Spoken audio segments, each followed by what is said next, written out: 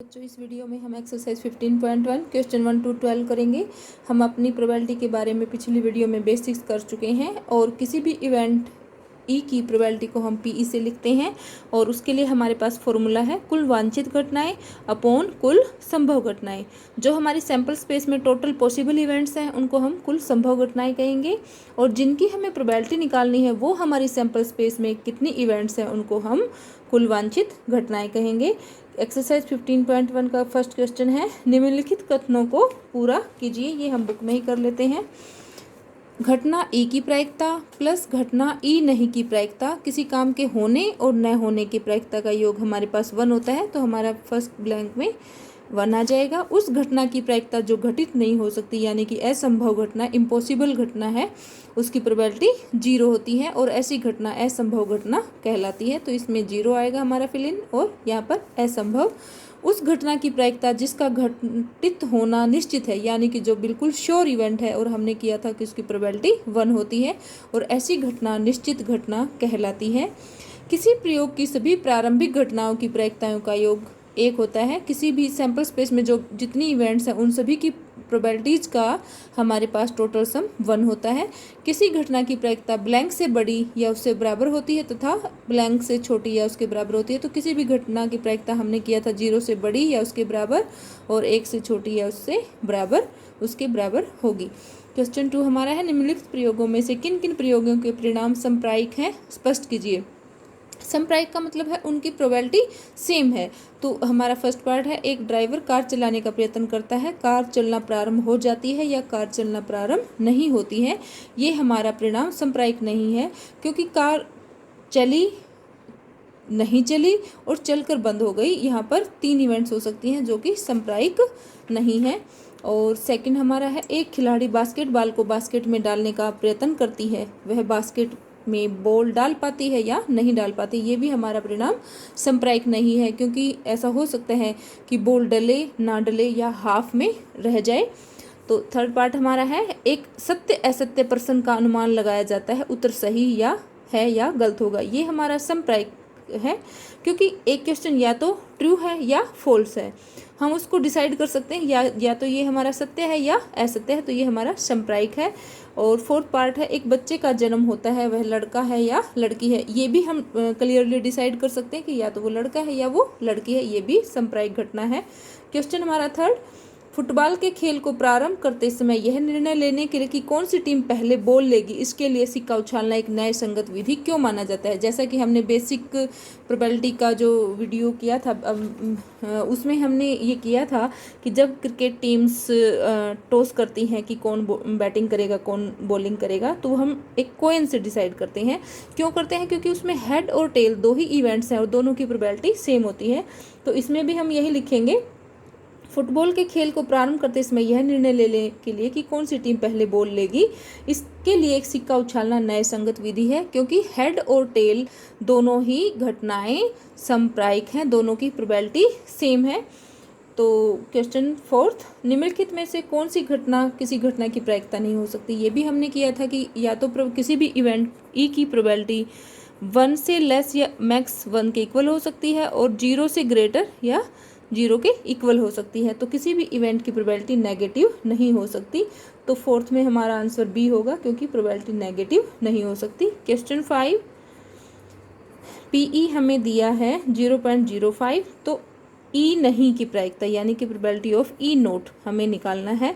तो जैसा कि हमें पता है probability of any event E plus probability of any event E not equal to 1 होता है हमारे पास। और प्रोबेबिलिटी ऑफ ई हमें गिवन है 0.05 plus P E not equal to 1 और हमें ई नोट निकालना है, तो ये हो जाएगा 1 माइनस 0.05 इक्वल टू 0.95। क्वेश्चन 6 है हमारे पास, एक थैले में केवल नींबू की महक वाली मीठी गोलियां हैं, मालिनी बिना थैले में झांके उसमें से एक गोली निकालती है, इसकी क्या प्रायिकता है कि वह निकाली गई गोली संतरे की महक वाली होगी, फर्स्ट पार्ट। सेकंड पार्ट, नींबू की महक वाली होगी। हमें गिवन है कि थैले में केवल नींबू की महक वाली गोलियां हैं और मालिनी बिना थैले में झांके उसमें से एक गोली निकालती है। हमसे पूछा है कि फर्स्ट पार्ट में इसकी क्या प्रायिकता है कि वह निकाली गई गोली संतरे की महक वाली होगी। तो फर्स्ट पार्ट में हमें बताना है प्रोबेबिलिटी ऑफ संतरे की गोली। क्योंकि सारी गोलियां जो थैले में हैं वो नींबू की हैं और नींबू की गोलियों में से संतरे की महक वाली गोली का निकलना एक असंभव घटना है, इम्पॉसिबल इवेंट है। तो प्रोबेबिलिटी ऑफ संतरे की गोली क्या होगी हमारे पास? 0। सेकंड पार्ट में नींबू की महक वाली प्रोबेबिलिटी निकालनी है एक गोली किस नींबू की महक वाली होने की। तो नींबू की ही है सारे थैले में और उनसे नींबू की एक अगर मालिनी हाथ डालकर थैले में से एक गोली निकालती है और वो सारे नींबू की हैं तो उनमें से नींबू की गोली आएगी, तो बिल्कुल एक श्योर इवेंट है। तो इसकी प्रोबेबिलिटी क्या होगी हमारे पास? निश्चित घटना है, बिल्कुल 1 होगी।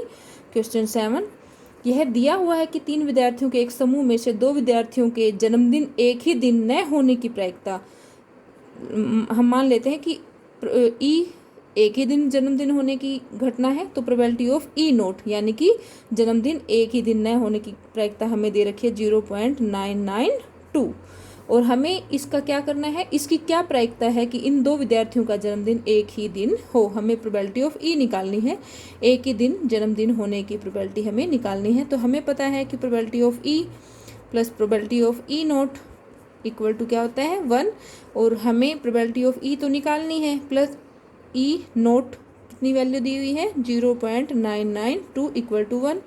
तो पी ई क्या हो जाएगा हमारा? 1 माइनस राइट साइड में ले जाएंगे 0.992 और ये हमारा आ जाएगा 0.008। ये हमारा आंसर है क्वेश्चन 8।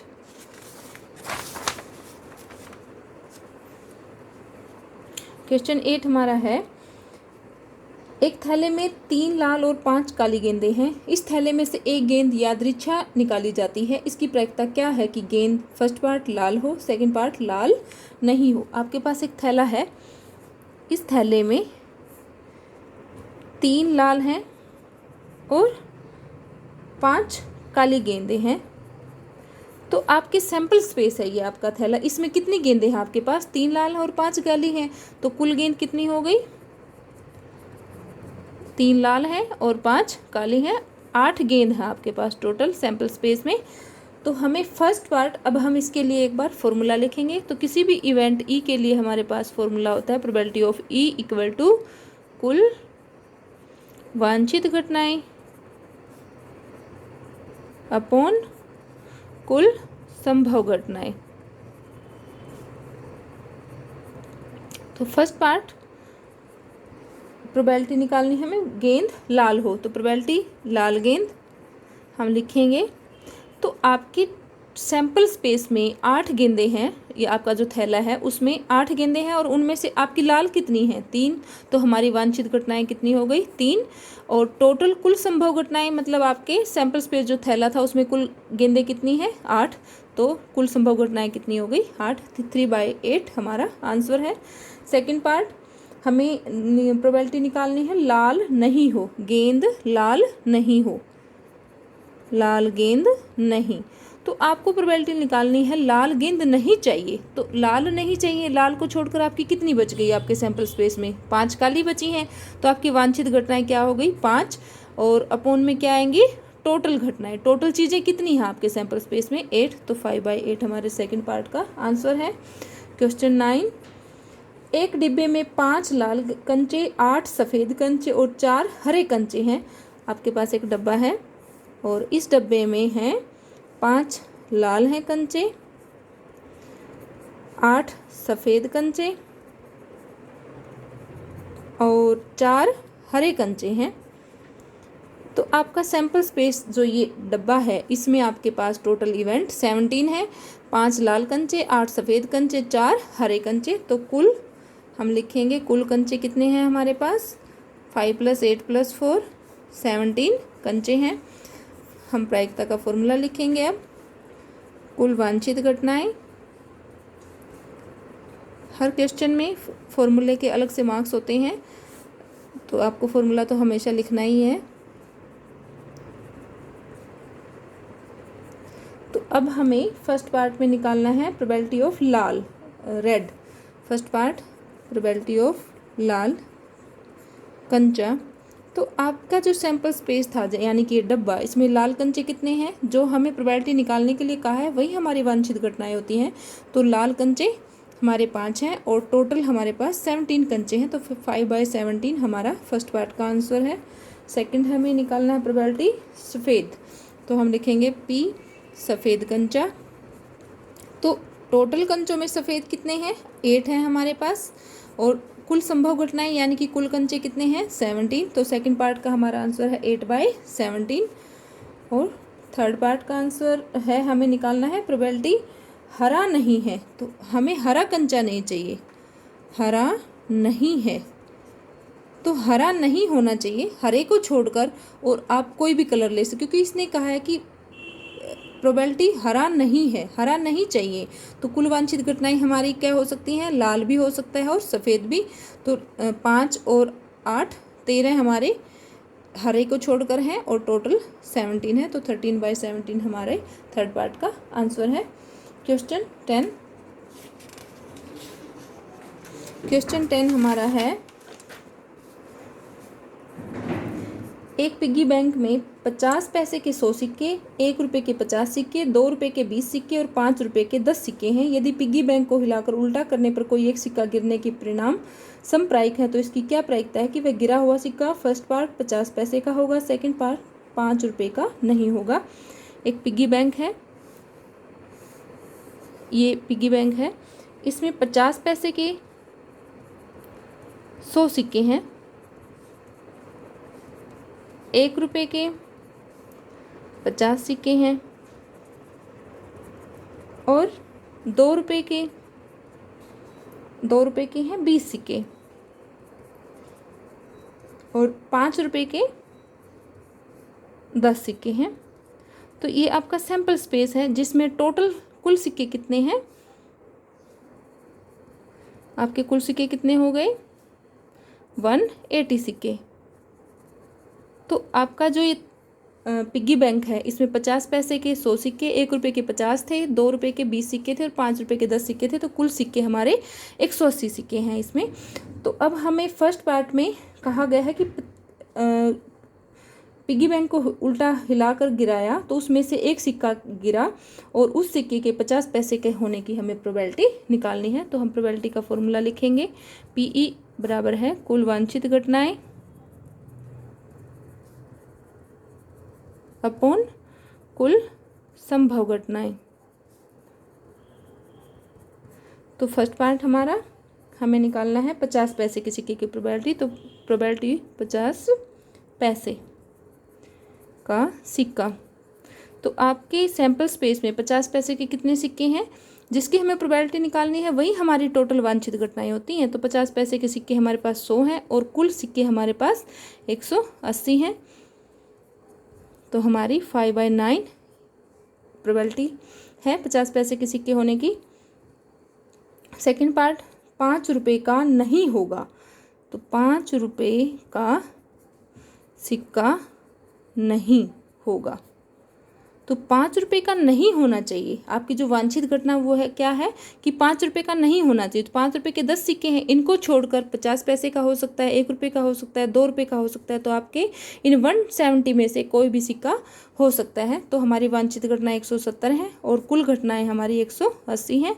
तो 17/18 हमारा सेकेंड पार्ट का आंसर है। क्वेश्चन 11, गोपी अपने जल जीव कुंड के लिए एक दुकान से मछली खरीदती है। दुकानदार एक टंकी जिसमें 5 नर मछली और 8 मादा मछली हैं। ये एक टैंक है, इसमें 5 नर मछली हैं और 8 मादा मछली हैं। तो टोटल आपका जो ये जल जीव कुंड है, इसमें जो टोटल इवेंट्स आप कह सकते हैं वो 5 नर मछली हैं और 8 मादा मछली हैं। तो कुल मछलियाँ कितनी हैं? 5 + 8 13। अब आपसे क्या पूछा गया है कि इसकी क्या प्रायिकता है कि निकाली गई मछली नर मछली है। तो प्रोबेबिलिटी फॉर्मूला लिखेंगे हम, कुल वांछित घटनाएं अपॉन कुल संभव घटनाएं। तो आपको निकालनी है इसकी क्या प्रायिकता है कि निकाली गई मछली नर मछली है, तो प्रोबेबिलिटी ऑफ नर मछली हम लिखेंगे। और नर मछलियाँ हमारे सैंपल स्पेस में 5 हैं और कुल मछलियाँ हमारे पास 13 हैं, तो 5/13 हमारा आंसर है। क्वेश्चन 12, सइयों के खेल में एक तीर को घुमाया जाता है और जो हमारे पास बना रखा है वो इस टाइप में बना रखा है। इसमें 1 से लेकर 8 तक हमारे पास नंबर हैं और एक तीर का निशान है। इसको घुमा के इस पहिए को छोड़ दिया जाता है। तो इसकी क्या पूछा है कि सइयों के खेल में एक तीर को घुमाया जाता है जो विश्राम में आने के बाद संख्याओं 1 2 3 4 5 6 7 8 में से किसी की एक संख्या को इंगित करता है, मतलब उसके पास आकर रुक जाता है। यदि ये सभी परिणाम समप्रायिक हों तो इसकी क्या प्रायिकता है कि यह तीर इंगित करेगा। फर्स्ट पार्ट है 8 को, सेकंड पार्ट एक विषम संख्या को करेगा, थर्ड पार्ट 2 से बड़ी संख्या को करेगा और फोर्थ पार्ट है 9 से बड़ी संख्या को करेगा। यानी कि आपका ये सैंपल स्पेस है और इसमें 1 से लेकर 8 तक संख्याएं लिखी गई हैं और इसको घुमा के छोड़ दिया जाता है और किस संख्या पर ये आगे रुकेगा, ये तीर का निशान हमें कुछ दिया हुआ है, उनकी प्रोबेबिलिटी निकालनी है। आपके सैंपल स्पेस में टोटल इवेंट्स कितनी हैं 8, क्योंकि 8 डिजिट लिखे हुए हैं। तो कुल संभव घटनाएं हमारे पास कितनी हैं 8 हैं। और हम प्रोबेबिलिटी का फॉर्मूला तो हर क्वेश्चन में लिखेंगे ही। कुल वांछित घटनाएं डिवाइड बाय कुल संभव घटनाएं। फर्स्ट पार्ट है हमारा 8 को करेगा। ये दिया है कि ये सभी परिणाम समप्रायिक हो तो इसकी क्या प्रायिकता है कि यह तीर 8 को इंगित करेगा। तो हम लिखेंगे प्रोबेबिलिटी ऑफ 8 को इंगित करेगा। तो आपका जो सैंपल स्पेस है उसमें 8 कितनी बार है, एक ही बार है और टोटल इवेंट कुल संभव घटनाएं कितनी हैं 8, तो 1/8 हमारी इसकी प्रोबेबिलिटी होगी। सेकंड पार्ट एक विषम संख्या को करेगा। तो सेकंड पार्ट में आप देखो विषम संख्याएं कितनी हैं हमारे पास, विषम संख्याएं हमारे पास 1 से 8 हैं और इनमें विषम संख्याएं कौन कौन सी हैं, 1 है, 3 है, 5 है और 7 है, यानी कि हमारी वांछित घटनाएं 4 हैं। तो हम लिखेंगे प्रोबेबिलिटी विषम संख्याएं हमारे पास 4 हैं और कुल संभव संख्याएं हमारे पास सैंपल स्पेस में 8 है। तो हमारा आंसर 1/2 होगा। इसका थर्ड पार्ट 2 से बड़ी संख्या को करेगा। तो हमारा जो ये सैंपल स्पेस था इसमें 2 से बड़ी कितनी संख्याएं, 1 2 3 4 5 6। तो 2 से बड़ी संख्याएं, 2 से बड़ी संख्याएं हमारे सैंपल स्पेस में हैं 3 4 5 6 7 8 और हमें प्रोबेबिलिटी निकालनी है 2 से बड़ी संख्या को इंगित करेगा। तो 2 से बड़ी हमारे पास हैं 6 संख्याएं और टोटल हमारे पास हैं 8, तो ये हमारी प्रोबेबिलिटी आ गई 3/4। फोर्थ पार्ट हमारा है 9 से छोटी संख्या को करेगा। तो हम लिखेंगे 9 से छोटी संख्याएं हमारे पास कितनी हैं संख्याएं। तो हमारा जो सैंपल स्पेस है इसमें 1 से लेकर 8 तक संख्याएं हैं जो कि सारी की सारी 9 से छोटी हैं। तो हमारे 9 से छोटी संख्या कितनी है हम लिख के दिखा देंगे। 8 संख्याएं हमारी 9 से छोटी हैं। तो हम अब लिखेंगे प्रोबेबिलिटी ऑफ 9 से छोटी संख्या, और जो कि 8 है और टोटल भी घटनाएं हमारे पास कुल संभव घटनाएं भी 8 है। 1 है इसकी प्रोबेबिलिटी, क्योंकि सारी संख्याएं 9 से छोटी थी तो 9 से छोटी संख्या की तरफ एरो का होना एक निश्चित घटना थी, इसलिए इसकी प्रोबेबिलिटी 1 है। उम्मीद करती हूँ बच्चों आपको बहुत ही अच्छे से समझ आया होगा। Thank you.